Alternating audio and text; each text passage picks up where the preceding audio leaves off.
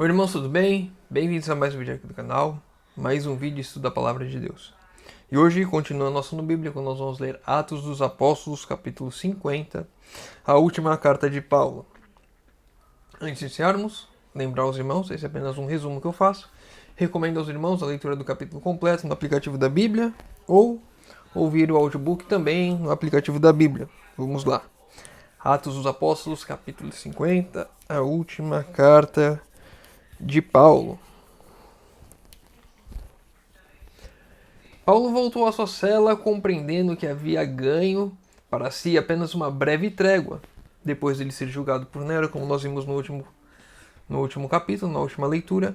Ele agora volta para sua cela, ele não é preso, ele não foi condenado à morte naquele momento. Sabia que seus inimigos não descansariam até que conseguissem a sua morte, mas sabia também que durante algum tempo a verdade triunfara.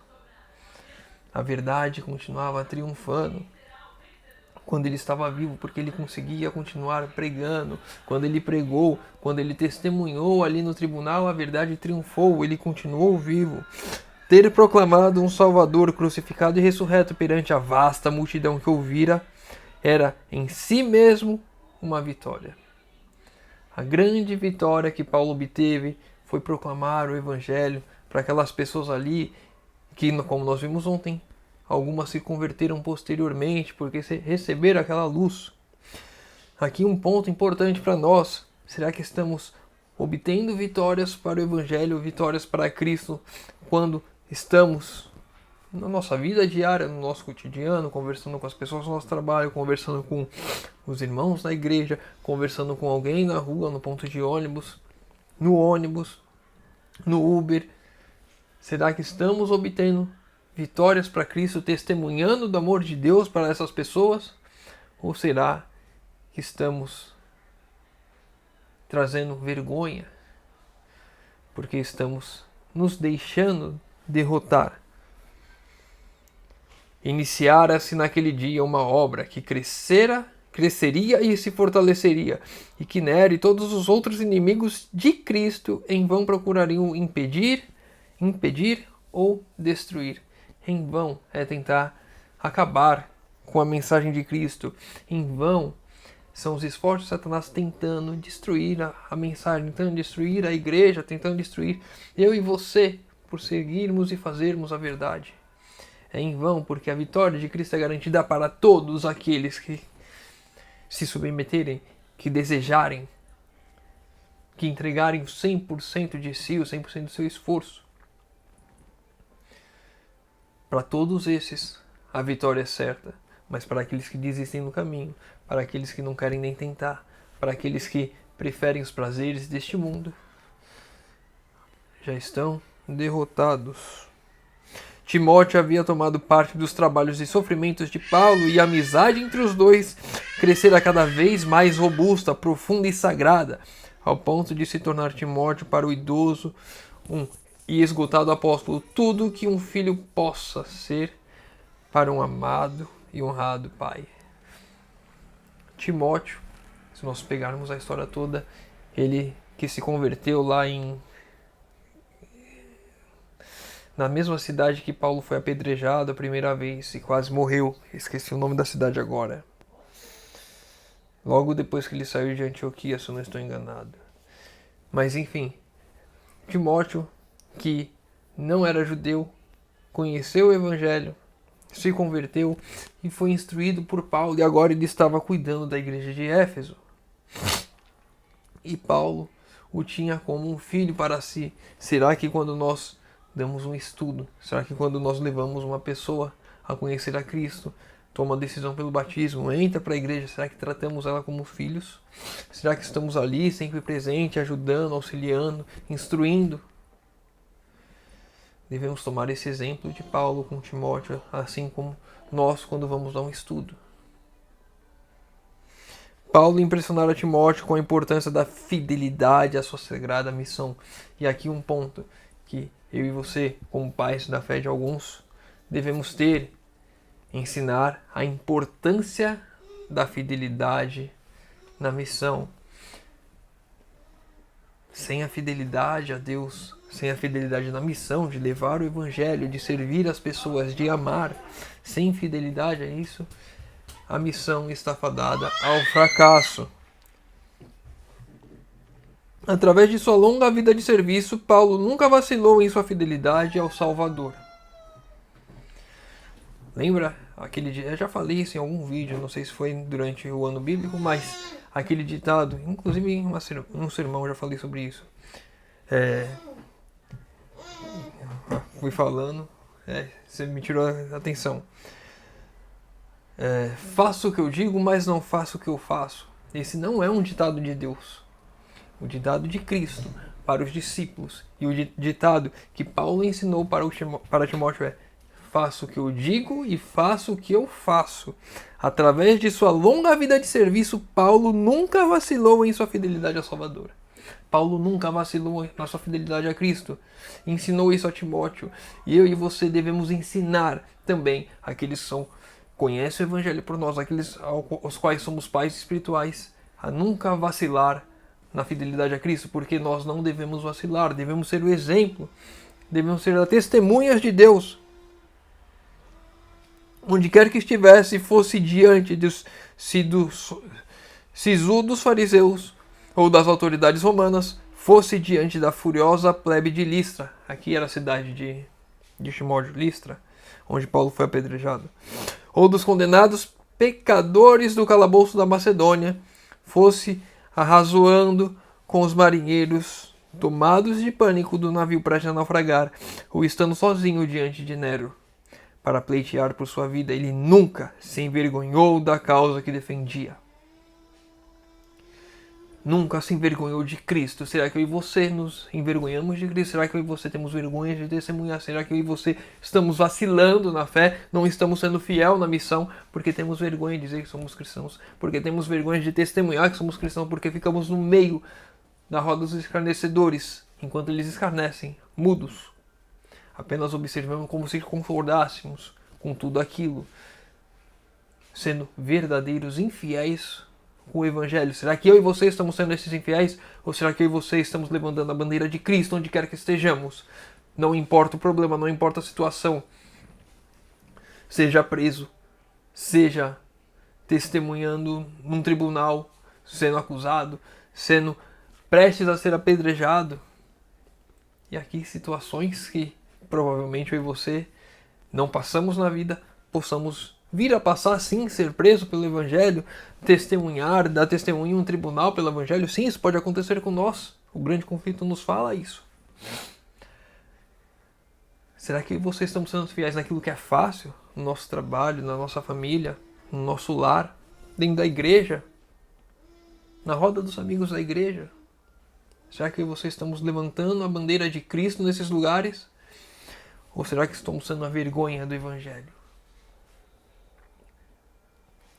O grande propósito de sua vida cristã fora servir aquele cuja o nome outrora enchera de desprezo.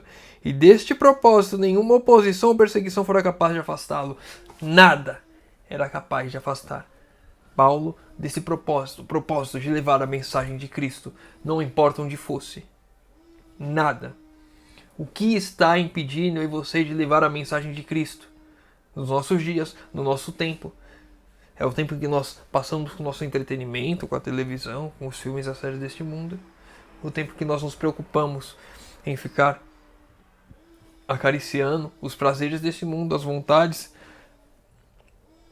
a vaidade, o orgulho. O que está nos impedindo de viver verdadeiramente o Evangelho? Porque se estivéssemos como Paulo, Jesus já teria voltado. Mas não, estamos agarrados nesse mundo e cada vez mais Cristo, por misericórdia de nós, vem retardando a sua volta. Sua fé fortalecia pelo esforço e purificada pelo sacrifício. O sustinha e fortalecia. O verdadeiro ministro de Cristo não se esquiva a trabalhos ou responsabilidades. E aqui vale para muitos. A maioria, principalmente dentro das igrejas pequenas. Chega uma comissão de nomeação, agora estamos chegando no fim do ano, comissão de nomeação. Ninguém quer cargo nenhum, ninguém quer responsabilidade nenhuma, todo mundo se eximindo, ninguém querendo responsabilidade, ninguém querendo acordar cedo para estar no horário da escola sabatina, ou para abrir a igreja, ou para limpar a igreja, ou para ter que se preocupar com a escala de pregação, ir pregar. Ninguém quer se preocupar com escala de música, ninguém quer se preocupar com programação para a família, para as crianças. Ninguém quer responsabilidade. O verdadeiro ministro de Deus não se esquiva dos trabalhos ou responsabilidades. Será eu e você verdadeiros ministros de Deus? Ou estamos correndo da responsabilidade, queremos só esquentar o banco, ir a hora que queremos para a igreja, assistirmos o culto, voltarmos para casa e viver nossa vida como se nada tivesse acontecendo? Da fonte que nunca decepciona, os que sinceramente buscam o poder divino, tira ele força, que o capacita a enfrentar e a vencer a tentação e executar as tarefas que Deus sobre ele coloca. É Deus quem nos dá forças para assumir essas responsabilidades, para cumprir com as responsabilidades. Deus que dá essa força. Eu não sei como fazer. É Deus quem vai dar a força. Eu vou contar um testemunho rápido. Tinha algumas vezes que eu ficava incomodado de pregar, porque eu não queria ter que estudar, ter o compromisso de ir lá na frente e às vezes de errar. E, às vezes toda vez, não, eu não. Pregar não, eu tô com a agenda cheia, chamou em cima. Até que uma vez eu falei, realmente, eu não posso me esquivar dessas responsabilidades. É uma coisa simples, fazer uma oração. Fazer um sermão. Se a gente pegar aqui a leitura de um capítulo e fazer esse resumo e ir comentando como a gente faz aqui, já é um sermão já. Às vezes eu faço aqui 20 minutos cortando um monte de coisa. Se eu pegar esse capítulo inteiro, dá 1 hora tranquilamente pra gente ficar conversando. Então, não lembro quando, mas eu assumi esse compromisso com Deus de nunca me esquivar dessas responsabilidades, de orar em público quando for chamado, de levar a mensagem quando for chamado. Eu não sei que realmente não vai dar, vou estar viajando, não vou estar na cidade, vou pregar em outro lugar. Enfim, não devemos fugir das nossas responsabilidades jamais, confiar em Deus que Ele vai nos conduzir, nos dar forças e capacidades, se nós não tivermos, para executar. Se nós não exercitarmos os talentos que Deus nos deu, não aproveitarmos as oportunidades que Deus nos dá, então jamais iremos fazer isso. É como se estivéssemos enterrando os nossos talentos. A natureza da graça que recebe amplia sua capacidade para conhecer a Deus e a seu Filho. Seu coração se expande num desejo anelante de fazer com que para o Mestre o trabalho aceitável. Aquele que é o verdadeiro servo de Deus. Ele quer fazer um trabalho aceitável a Deus. Ele não se importa em fazer qualquer coisa. E aqui cabe um testemunho positivo e um testemunho negativo. Um determinado pastor da igreja a qual eu frequentava não tinha essa responsabilidade de assumir a escala de pregação, de ditar os dias corretos na igreja. E aí, durante um evento da igreja, era ele que deveria pregar, acho que era um domingo à noite, e aí ele, sei lá por que motivo, disse que não poderia ir, e aí falou com um irmão que nunca tinha pregado também. Esse irmão já faleceu antes do Covid, uma tristeza. O irmão cantava muito bem. E aí chegou para esse irmão e falou na frente de um dos diretores do grupo que eu frequentava: vai lá você pregar. E esse irmão nunca tinha pregado, não era o talento dele, e falou que não. E aí o pastor falou exatamente esta frase: vai lá e falar qualquer coisa. E aquele irmão, obviamente, recusou, porque ele não iria falar por qualquer coisa, porque quando nós assumimos um compromisso com Deus, quando nós nos colocamos à disposição de fazer o serviço para Deus, tem que ser um trabalho aceitável, não é qualquer coisa. Deus não quer qualquer coisa de mim e de você. É um trabalho aceitável, um trabalho em que nós damos 100% de nós. E Deus vai completar a obra. Muitas vezes, eu e você achamos que aquela mensagem, uma mensagem simples, a gente pegar, ler aqui um resumo, fazer uns comentários, ou nem fazer os comentários porque a palavra de Deus por si só já fala os corações, fazer uma leitura já toca muitos corações porque Deus usa aquelas palavras e vão de encontro com aquilo que as pessoas necessitam. E não é eu e você tomando as nossas decisões e fazendo aquilo que nós bem desejamos ou queremos fazer.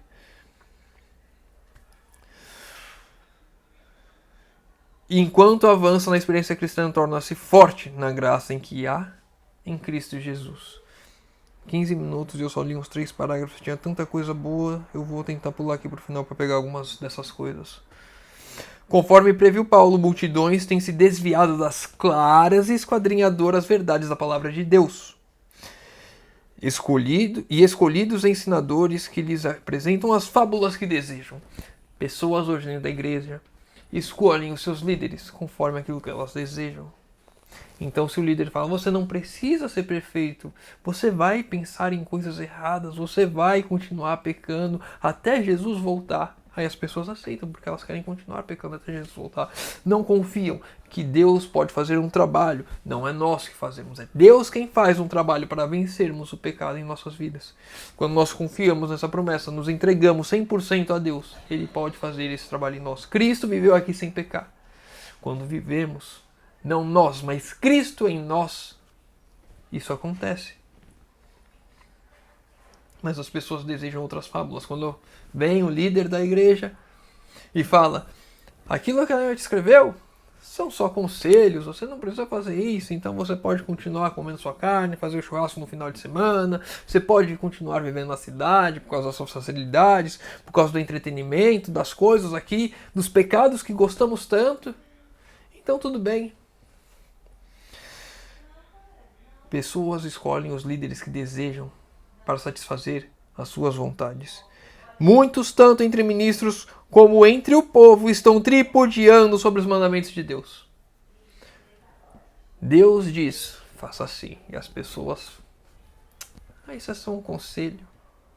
Ou vamos reinterpretar. Tem pastores aí de outras igrejas falando que a Bíblia tem que ser reinterpretada, que ela é ultrapassada porque ela é velha. Assim é insultado o Criador do mundo.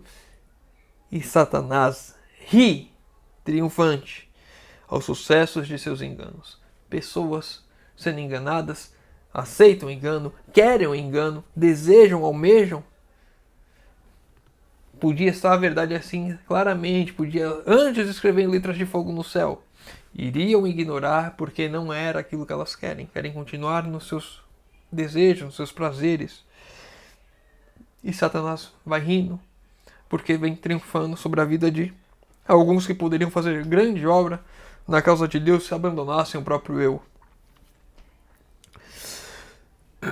Com o crescente desprezo da lei de Deus, há uma progressiva aversão pela religião. As pessoas não gostam mais de religião. Quando você se converte, você está no mundo, você se converte, muitos dos seus antigos amigos se afastam. Você já não é mais chamado para o entretenimento, para estar junto. Vamos comer alguma coisa, você já não é mais chamado. Vamos fazer tal coisa, você já não é mais chamado. Porque as pessoas rejeitam a religião, as pessoas rejeitam a Deus. As pessoas não querem um compromisso com Deus. A voltar-se do orgulho, do amor aos prazeres, da desobediência aos pais e a tolerância consigo mesmo. O orgulho, o amor aos prazeres. O orgulho a gente pode compreender também como a adoração ao eu, porque é eu me exaltando a mim mesmo. Então, a exaltação do eu, o amor aos prazeres, às coisas desse mundo, às coisas proibidas. Desobediência aos pais. O pai com esse negócio de igreja. Desobedecem os pais. Sim, um mandamento claro quando os pais estão contra Deus. Aí sim, mas aí é porque Deus está acima de tudo. Mas não, agora desobedecem os pais por qualquer coisa. Até quando os pais estão certos. Porque querem desobedecer, porque têm prazer nas coisas erradas. A tolerância é consigo mesmo. Esse pecado aqui não tem problema nenhum. É só dessa vez. Homens pensantes em todas as partes estão interrogando ansiosos. Que se pode fazer para corrigir esses alarmantes males. E não é o que as pessoas falam hoje. É que as pessoas, como é que a gente volta ao passado, onde havia respeito pela família, onde as pessoas não eram tão amantes dos prazeres, o sexo não era essa libertinagem toda, era só dentro do casamento. Como é que a gente volta a isso quando as pessoas não eram orgulhosas, as pessoas tinham amor ao próximo, as pessoas, por mais que não amassem, elas respeitavam os limites do próximo, elas não eram tão condescendentes consigo, elas não colocavam limites para si mesmas, não ficavam ultrapassando esses limites o tempo todo. Hoje já ninguém tem limites, cada um faz o que quer. Se você mora em um prédio, assim como eu, por enquanto, já logo estarei no campo, para a honra e glória de Deus, e você tem esses problemas de garagem, as pessoas brigando, se matando, por causa de vaga de carro, porque estacionou no lugar errado, sendo que tem as vagas demarcadas certinhas e cada um faz o que quer.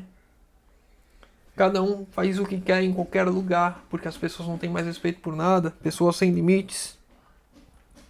E os homens se perguntam, como que isso chegou nesse ponto? Como nós podemos mudar isso? A resposta se encontra na exortação de Paulo a Timóteo, que pregues a palavra. O mundo está desse jeito porque as pessoas esqueceram de Deus. Se a palavra fosse pregada, se a palavra fosse pregada não só no falar, mas no agir, as nossas vidas testemunhassem de quem é Deus, e o que Ele fez por nós. Se nós somos diferentes é porque Deus trabalhou em nossa vida. Se a palavra fosse pregada, tudo isso seria corrigido. Se as pessoas se voltassem para Deus, tudo isso seria corrigido. Na Bíblia encontra-se os únicos princípios seguros de ação. Ela é um trânsito da vontade de Deus, uma expressão da divina sabedoria. Para a gente encerrar, vou ler o último parágrafo. Por falta de tais obreiros. Quais obreiros? Esses que pregam a palavra. Com as suas vidas. Que mostram ao mundo o caráter de Deus. Por falta de tais obreiros, a causa de Deus definha. Está morrendo a causa de Deus. Porque não tem pessoas decididas a combater o pecado, a não ser condescendente com o pecado, a não ser condescendente consigo mesmo, a viver e fazer toda a vontade de Deus em suas vidas. Por falta dessas pessoas, a causa de Deus definha, a causa de Deus está morrendo. Deus vai perder? Não, jamais. Sempre haverá um fiel. Mas se eu e você fôssemos esses verdadeiros fiéis, a causa de Deus não estaria definhando, onde as pessoas olham para a igreja e já falam, tá quase igual ao mundo. Ali, aqui, tá igual, já não vejo diferença. Antigamente, eu ouvi essa história, não lembro quem foi que me contou. Mas antigamente, ali os anos 70, anos 80, anos 60, quando tinha um cristão, um evangélico, as pessoas confiavam que se desse 100 reais na mão dele, e voltasse daqui um ano, aqueles 100 reais ainda estaria ali, ele devolveria, se ele vesse caindo, ia segurar, conhecesse você, ia te devolver. Hoje em dia já ninguém confia mais em ninguém, porque as pessoas perderam o apreço pela palavra, as pessoas não vivem a palavra, não são fiéis obreiros de Deus. Por isso a causa de Deus definha. E erros fatais, como o mortal veneno, pervertem a moral e destroem as esperanças da grande parte da raça humana. Os erros fatais, como mortal veneno, os erros desses que se dizem povo de Deus. Esses mesmos que, por não viverem a palavra de Deus, fazem a causa de Deus definhar, pervertem a moral, destroem as esperanças de grande parte da raça humana. Porque se a gente olha para o povo de Deus e vê que ele está igual ao mundo, a gente compreende que o mundo já não tem mais esperança. Vamos encerrar por aqui. Se o irmão ficou com alguma dúvida, deixa nos comentários. Se o irmão leu o capítulo completo, que é muito grande, tem bastante, eu não sei se é tão grande assim, mas no meu resumo ele tinha muitos parágrafos a mais do que eu trouxe aqui. Tem alguma dúvida? Quer comentar alguma outra coisa para a gente crescer espiritualmente? Deixa nos comentários, pede oração nos comentários, que eu vou estar orando por todos. Convido aos irmãos que puderem fechar os olhos para falarmos com Deus. Senhor Deus, Pai amado, obrigado, Senhor, porque mais uma vez temos a oportunidade de abrir a Tua palavra e de estudar. Pai, te pedimos, Senhor, por favor, venha trabalhar em nossas vidas, Senhor. Que possamos ser esses obreiros fiéis no tempo em que vivemos, Senhor. Que possamos entregar tudo o que temos em Tuas mãos. Que possamos, Senhor, permitir e ter a alegria de falar que não somos mais nós que vivemos, mas Cristo vive em cada um de nós, Senhor. Pai querido, te pedimos forças na caminhada, porque vai vir lutas, provas, tentações, dificuldades, e apenas em Ti temos a certeza que iremos nos fortalecer para enfrentar e seremos sustidos em todas as dificuldades, Senhor. Por favor, Senhor, derrama Teu Santo Espírito sobre nós. Faz essa obra em nós, que a nós, por nós mesmos, somos incapazes de fazer, Senhor. Mas com Teu poder, assim faremos, Senhor, para a honra e glória do Teu santo nome. Te pedimos isso em nome de Jesus. Amém. Meu irmão, fica com Deus e que Deus te abençoe.